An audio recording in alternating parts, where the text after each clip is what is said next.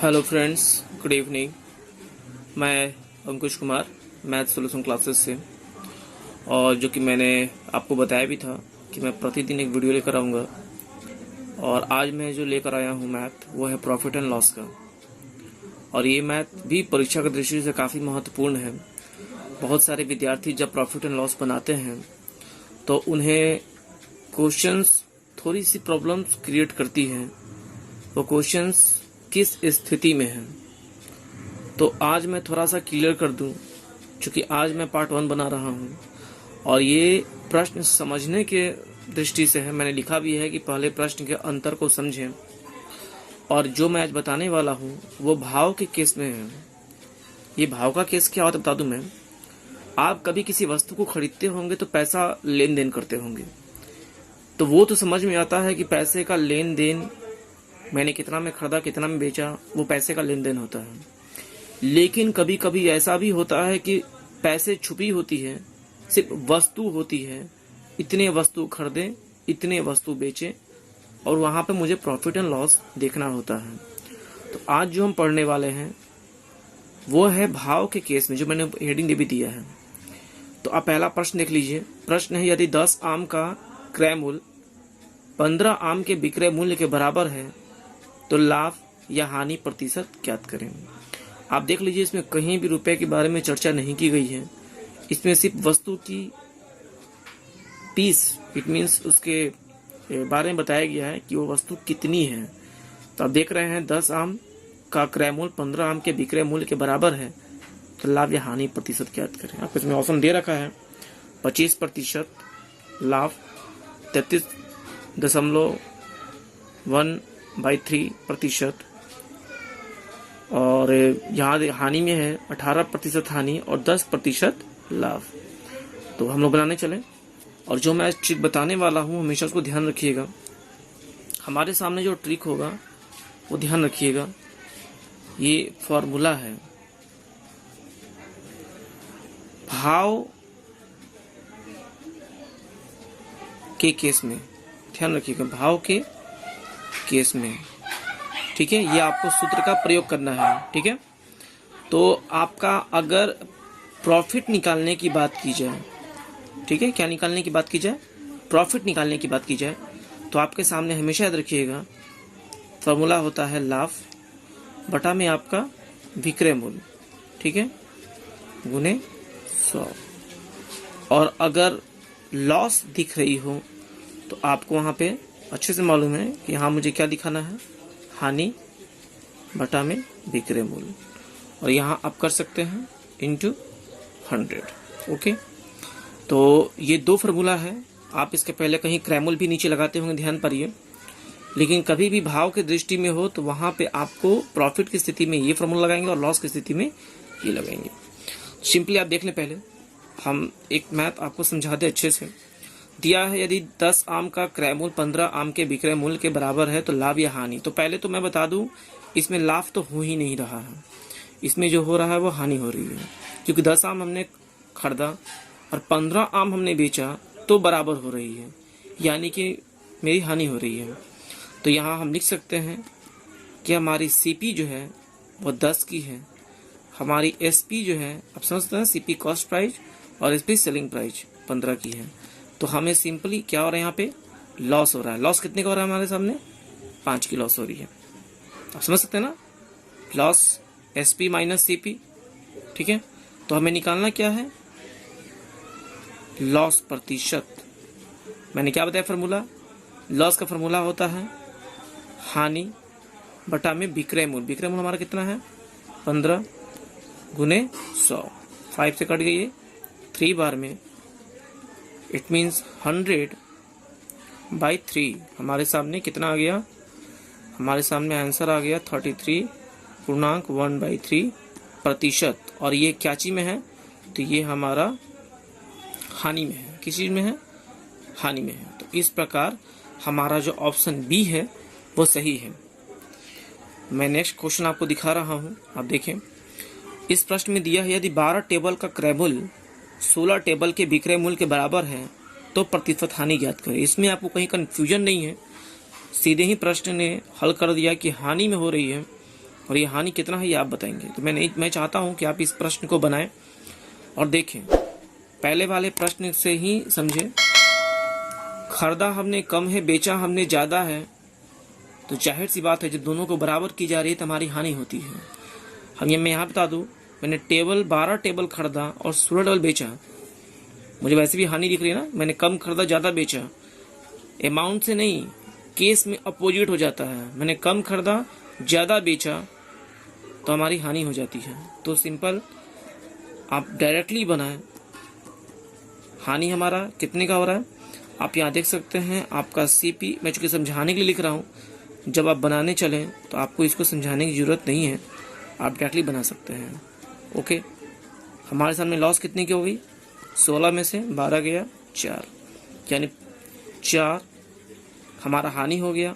अब मैंने फॉर्मूला बताया विक्रय मूल्य, तो विक्रय हमारा 16 हो गया और इंटू 100, ये से ये हमारा कट गया 4 बार में और ये से ये हमारा कट गया। तो आप देख सकते हैं हमारा 25% की क्या हो गई, हानि हो गई। तो इसका जो आंसर होगा वो होगा सी। आप ध्यान से एक बार देख लीजिए, इसका जो आंसर होगा वो क्या होगा, सी होगा। ठीक है, नेक्स्ट मैं 3 क्वेश्चंस और आपके लिए लेकर आया हूं। इस क्वेश्चन को भी ध्यान से देखें आप। इस प्रश्न को दिया कि 4 कुर्सियों का विक्रय मूल्य 5 कुर्सियों के लागत मूल्य यानी क्रय मूल्य के समान है, तो लाभ प्रतिशत ज्ञात करें। अब ज्यादा कुछ सोचना नहीं है, इससे भी क्लियर कर रखा है कि लाभ प्रतिशत ज्ञात करना है। ठीक है, तो आप इसको ध्यान से देखें। और इसमें भी आप देख रहे हैं कि हमारे सामने एसपी दे रखा है कितना, हमारे सामने 4, और सीपी कितना दे रखा हुआ हमारे सामने 5। तो जाहिर सी बात है हमने कम में खरीदा ज्यादा में बेचा, तो हमें क्या हो जा रहा है, प्रॉफिट। प्रॉफिट हमारे सामने कितने की हो रही है आप देख सकते हैं।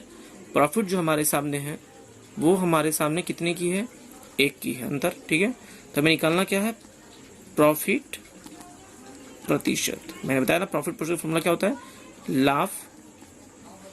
ठीक है, और नीचे हमारे सामने क्या हो जाएगा, इसमें जस्ट अपोजिट लाभ।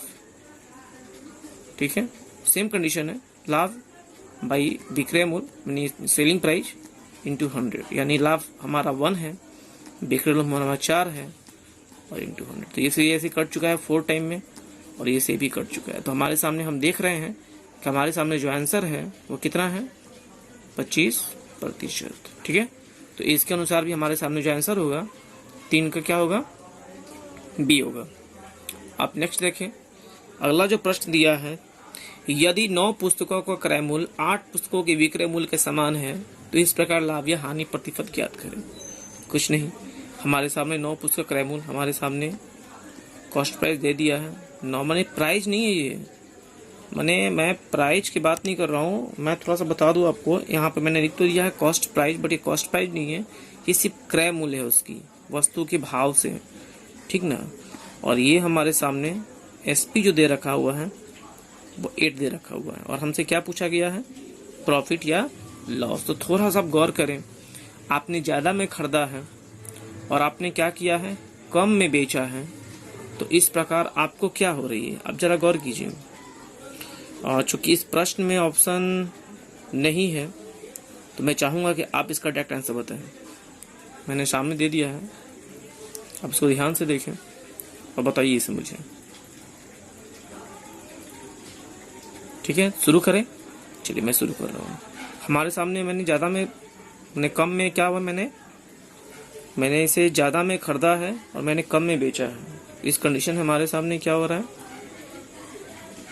प्रॉफिट हो रहा है। प्रॉफिट कितने का हो रहा है, 1 का हो रहा है। ठीक है, तो हमने बताया आपको कि प्रॉफिट का भी फॉर्मूला अगर माना जाए तो हमारे सामने क्या होता है, लाभ बटा में सेलिंग प्राइस। लाभ हमारा कितना है, 1, सेलिंग मनी कितना है हमारे सामने 8 और 100। अगर मैं इससे कटाने की कोशिश करूं तो हमारे सामने 12.1/2% आंसर हो जाएगा। तो इसके अनुसार मैंने आंसर दिया, आप इसको देख कर समझ लीजिएगा, खुद से बना लीजिएगा, पेटेंट कर लीजिएगा। नेक्स्ट क्वेश्चन 5, अब देखिए, यदि 12 वस्तुओं का क्रय मूल्य 9 वस्तुओं के विक्रय मूल्य के तुल्य के बराबर है तो लाभ प्रतिशत ज्ञात करें। ठीक है, इसमें मैंने ऑप्शन दे रखा है 25%, 30%, 33.33 1/3% और 67, ठीक है। तो आप यहाँ भी देख सकते हैं आपका जो क्रैमूल है, ठीक है, क्रैमूल मैं बता रहा हूँ, ये प्रश्न रुपए के अमाउंट की दृष्टि से नहीं है, सारे प्रश्न जो है वो भाव की दृष्टि से वस्तुओं की क्वांटिटी के बारे में बात की जा रही है, ठीक है, वस्तुओं के अमाउंट के बारे में बात नहीं की जा रही है, ठीक है, गौर रखेंगे आप इस चीज को। तो नेक्स्ट चलते हैं हम लोग, हमारे सामने सीपी दे रखा हुआ है 12, हमारे सामने एसपी जो दे रखा हुआ है 9, और यहाँ एकदम क्लियर कर दिया गया है कि यहाँ पे उसे क्या हो रहा है, प्रॉफिट हो रहा है। ओके, तो आप देख सकते हैं उसने ज्यादा में खरीदा है, कम में बेचा है, तो प्रॉफिट कितनी की हो रही है उसे, 3 की। तो हमें निकालना क्या है, प्रॉफिट प्रतिशत, प्रॉफिट है 3 की और सेलिंग हमारा 9 है इंटू 100, ये से ये कट गया और ये से ये हम लोग कटाने चलते हैं तो ये हमारे सामने कटेगा 33, ठीक है, पूर्णांक 1/3%। तो इसके अकॉर्डिंग हमारे सामने आंसर सी। तो आप एक बार ध्यान से सभी प्रश्नों को देख लें। मैं चाहूंगा कि ये जो प्रश्न मैंने आज बताया है, ये प्रश्न सिंपली भाव के दृष्टि से है, इसमें कहीं भी अमाउंट नहीं होगा, पैसे नहीं बताए जाएंगे, इसमें सिर्फ आपको वस्तुओं के बारे में बताई जाएगी। इतने सारे वस्तुएं ने खरीदा और इतने सारे वस्तुएं हमने बेच दिया और ये दोनों बराबर हो गए तो हमें फायदा हुआ या हमें घाटा हो गया, ठीक है। तो आप ये पहला प्रश्न भी देख लीजिए जो मैंने बनाया है, दूसरा प्रश्न भी आप देख लें, इसको ध्यान से देखें। और मैं फिर कहूँगा कि आप मेरे इस चैनल को ज़्यादा से ज़्यादा सब्सक्राइब करें, शेयर करें ताकि और भी लोग सब्सक्राइब करें, लाइक करें, कमेंट करें। और कोशिश इतना ही मेरी रहेगी कि मैं आपको प्रतिदिन एक नया मैथ लेकर आऊँगा हर एक चैप्टर से, ताकि उसे आप देखें और बनाएं। तो आप इसे बाद में